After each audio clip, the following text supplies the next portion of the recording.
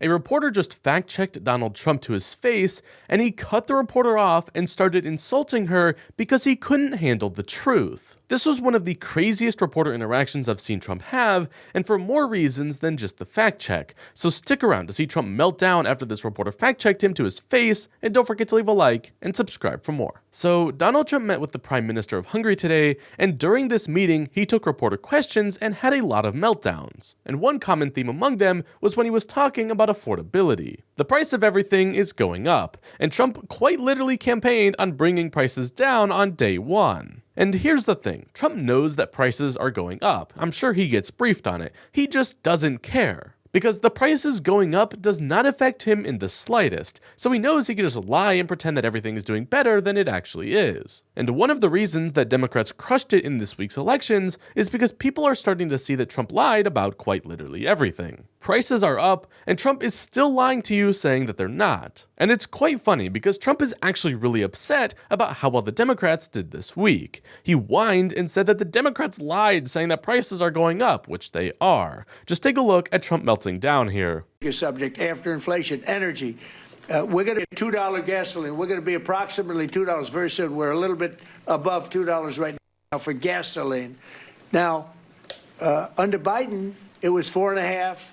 It even hit $5, but it was $4, $3.50. We're going to be at $2 a gallon. So gasoline's much less. Energy costs are less. When you have energy and when you have gasoline less, everything else follows. It's such a big category.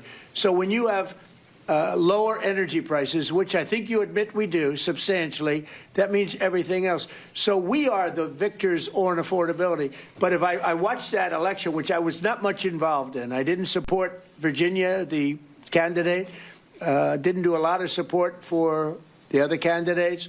They asked me about Cuomo, and I said, well, it's a question, do you want a thug or do you want a communist? I mean, that was my response. So I wasn't involved in that stuff too much. But I will say this, if you look at affordability, which they campaigned on, they lied because they talked about, oh, prices are up. No, prices are down under the Trump administration, and they're down substantially.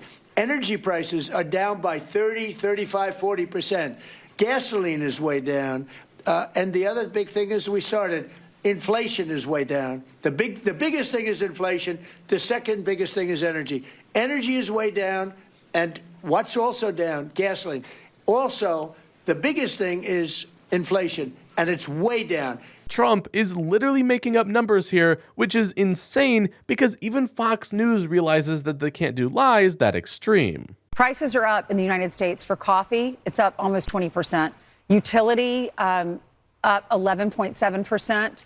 And then electricity is up 5.1%, and vehicle repair, if you need your car fixed, it's up 11.5%. The fact that even Fox News has to report that the facts go against what Trump is saying really makes you wonder how long it's going to be until Trump starts calling them fake news. Now, something really funny happened that shows just how much Trump hates talking about affordability. Because aside from his fake made-up numbers, he can't really comment on affordability because everything points to him just doing a terrible job. And this is why he needed to bring in Caroline Levit to talk about this issue on his behalf, because he knows how good of a job that she does lying for him. Just look at him calling for her to rescue him from this big, scary question. Yes, Caroline. Where's Caroline? I'd like to ask Caroline a question. Where is she? Did she? Uh-oh. She deserted us. She deserted me. Our great Caroline superstar deserted me. Anyway, she's right outside. She was going to talk about, because the fake news yesterday, they talked about that. They said, oh, I don't want to talk about affordability. The reason I don't want to talk about affordability is because everybody knows that it's far less expensive under Trump than it was under Sleepy Joe Biden. Here she is, sir. And the prices are way down. Caroline?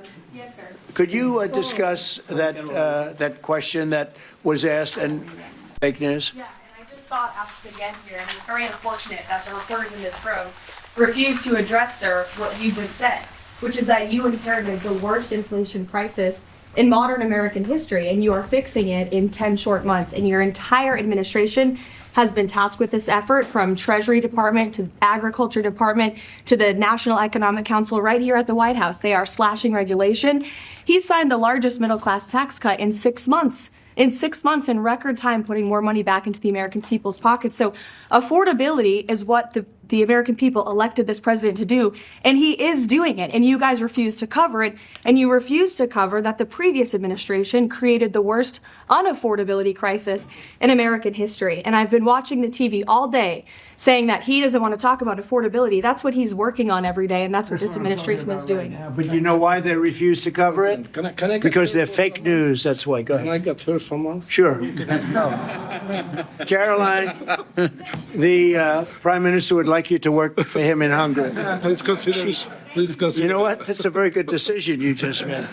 Please don't leave us, Caroline. And this brings us to the big moment of the day, where a reporter literally fact-checks Trump to his face and he immediately melted down. Now, I'm sure we've all heard by now about the Walmart Thanksgiving price lie that he has been saying for a few days now. I actually made a video yesterday where I talked about that if you're interested. But anyway, a reporter told Trump to his face that it's actually only cheaper because they removed items from their list, but he immediately melted down and started calling her fake news. But what's even crazier is that during this whole meltdown, he went on another rant where he circled back around to the Walmart Thanksgiving meal, where he repeats it as if he forgot that that's the whole reason that he was melting down in the first place. And I honestly can't tell if this is just his cognitive decline showing, or if it's because he only has cookie cutter statements and anything other than that makes him lost. But just take a look at this and let me know what you think down in the comments below. Mr. President, since you brought up the Walmart Thanksgiving meal, Yeah. and it is cheaper, but it also contains less.